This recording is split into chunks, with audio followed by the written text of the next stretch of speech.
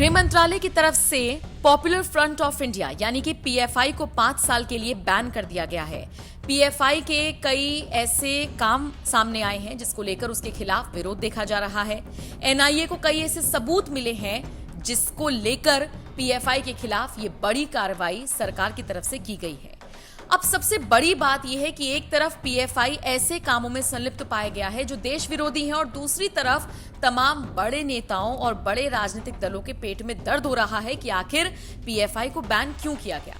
अब देखिए, JDU RJD निश्चित तौर पर पीएफआई के बैन का विरोध तो कर चुकी है। अब इसी कड़ी में समाजवादी पार्टी का नाम भी जुड़ गया है।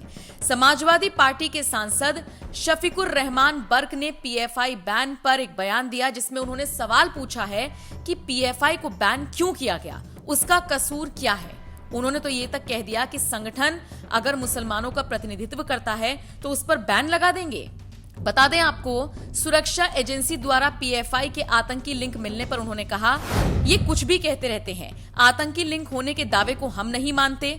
और भी कई पार्टियां चल रही हैं, इसी ने क्या कसूर किया है। अगर पीएफआई को बैन किया गया है तो फिर आरएसएस को भी बैन किया जाना चाहिए। बता दें, सपा सांसद पहली बार पीएफआई की पैरवी नहीं कर रहे बल्कि इससे पहले भी कई बार कर चुके हैं।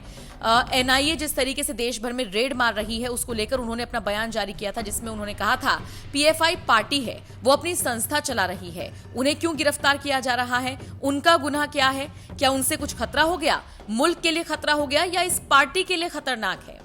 बता दें, शफीकुर रहमान ने यह तक कह दिया था कि आखिर मुसलमानों को परेशान क्यों किया जा रहा है। सरकार को मदरसों की जांच में कुछ नहीं मिला तो अब वक्फ संपत्ति की जांच का फरमान जारी कर दिया।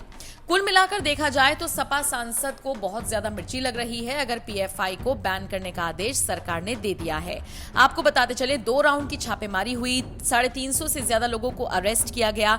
इसको लेकर फिलहाल जांच चल रही है। आईएस जैसे आतंकी संगठनों से लिंक मिलने की आशंका जताई गई है और इसीलिए एनआईए ताबड़तोड़ जांच कर रही है। हालांकि जांच में यह भी पता लगा है कि कई तरह के नेता इसमें इन्वॉल्व हैं और ये नेता भारत के नहीं बल्कि विदेशों के हैं।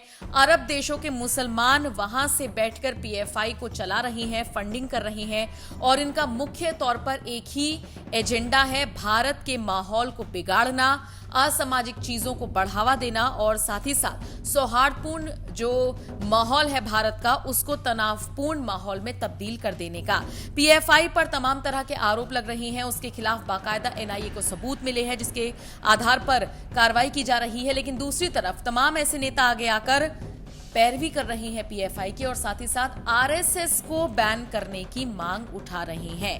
अब आप बताइए, शफीकुर रहमान को जिस तरह से मिर्ची लगी उसको लेकर आप क्या राय रखते हैं। जैसे और पार्टियां हैं हिंदुस्तान में, बहुत सी बातें, कुछ मजहबी हैं, कुछ सियासी हैं, कुछ वैसी हैं, तो इसी तरीके से ये जो पार्टी है, ये पॉपुलर ऑफ इंडिया क्या कहलाती है, पॉपुलर फ्रंट ऑफ इंडिया है इसका नाम, पीएफआई। तो ये भी अपनी एक पार्टी है, इनका एक मिशन है। बहरहाल इनका मिशन कोई गवर्नमेंट के हिंदुस्तान के मिशन के खिलाफ तो है नहीं। बहरहाल वो भी पावर में अपने कुछ मसाइल हैं, उनको मसाइल को रखकर उनको मनवाना चाहते हैं कि मुसलमानों के साथ जो जुल्म और ज़्यादती हो रहा है तो उनके लिए वो रास्ता तलाश कर रहे हैं।